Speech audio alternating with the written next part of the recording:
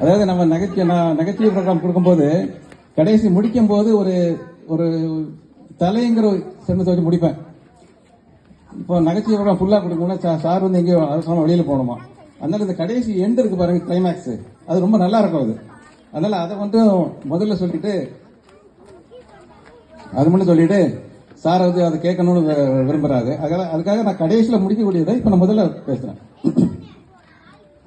அதாவது நம்ம தமிழ்ல வந்து தலைங்கிற வார்த்தை, இந்த இது தலை, இதை விட்டுருங்க.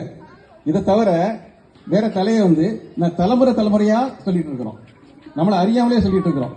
அது எப்படின்னு உங்களுக்கு சொல்றேன். ஒரு நாள் என்னாச்சுன்னா, ஒரு நாள் ஞாயிற்றுக்கிழமை, இது நடந்து ஒரு 10 வருஷத்துக்கு மேல நடந்த கதை. அது ஞாயிற்றுக்கிழமை என்னாச்சுன்னா, புது சட்டை பேண்ட் போட்டு வெளியில் கிளம்பிட்டு இருந்தேன். என் ஒய்ஃப் சொன்னா, வீட்டில் தலைக்கு மேல வேலை இருக்கு, எங்க கிளம்பிட்டீங்க அப்படின்னா. நான் சொன்னேன், சைதாப்பேட்டையில என் ஃப்ரெண்டு கல்யாணம் இருக்கு, கல்யாணத்துல போய் தலைக்கு காமிச்சிட்டு வந்துருந்தேன் அப்படின்னு சொல்லி கிளம்புனேன். எங்க வீட்டு பக்கத்துல ஒரு மாமி இருக்காங்க. அவங்க வந்து எப்போதும் வந்து அவங்க சோக கதையை சொல்றது வழக்கம். நான் இப்ப கிளம்பிட்டு இருக்கும்போது மாமி வந்துட்டாங்க. வந்து என்ன சொன்னாங்கன்னா, என் பையன் தருதலையா சுத்திட்டு இருக்கான்,